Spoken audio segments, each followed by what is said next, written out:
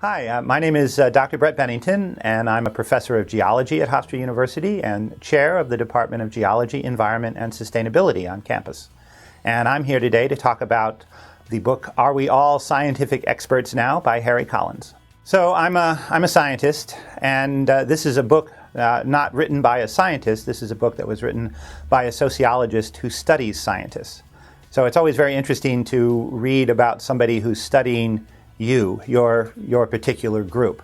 And this book is a very interesting book because it talks about basically can anybody claim to have scientific expertise? What does it mean to have scientific expertise?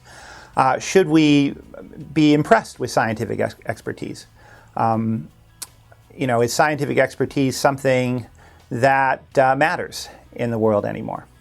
What Collins argues in the book, which is very interesting, is that you can't become an expert in something just by reading the literature, by going onto a few websites. I mean, for one thing, websites are unreliable. I mean, anybody can put anything on a fancy-looking web page and make it look legitimate. But even beyond that, what Collins argues is that even if you have really, really close knowledge with the technical literature in a particular subject related to science, that doesn't make you a reliable expert, because to have that level of reliable expertise, you have to engage directly with the community of scientists that have come to a particular opinion. And he calls this interactional expertise, and he ends up concluding that it's probably the most important part of expert opinion in science. I think the value of what Harry Collins is saying is this idea that we need to take a consensus opinion in science seriously. So, what are some of the big scientific controversies facing us today? Global warming, climate change, vaccines, the whole controversy over vaccines, which he talks about, nutrition, diets. And how do we know? How do we know who to listen to? How do we know who to trust? It's tempting to say, as Collins does at the beginning of the book, scientists have made mistakes in the past.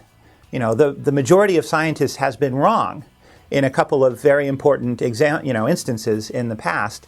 And it's tempting to sort of look at that and say, well, maybe they're wrong now.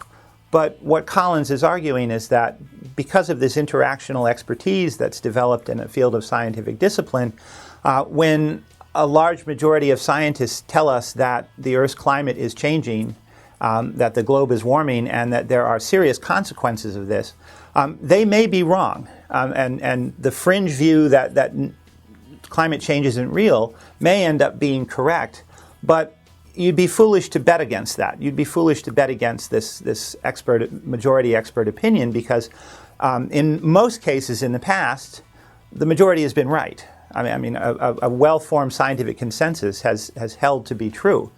So yeah, it's possible that climate change isn't real, but it's not likely. The reason I think this book is worth reading is because it gives a perspective on science that's outside of the scientific community from a sociologist. And it's a nice history lesson in the history of how people have thought about scientists and how society has viewed scientists. And there's a very important lesson to be drawn from this book about the value of science. And for that reason, I think everyone should read it.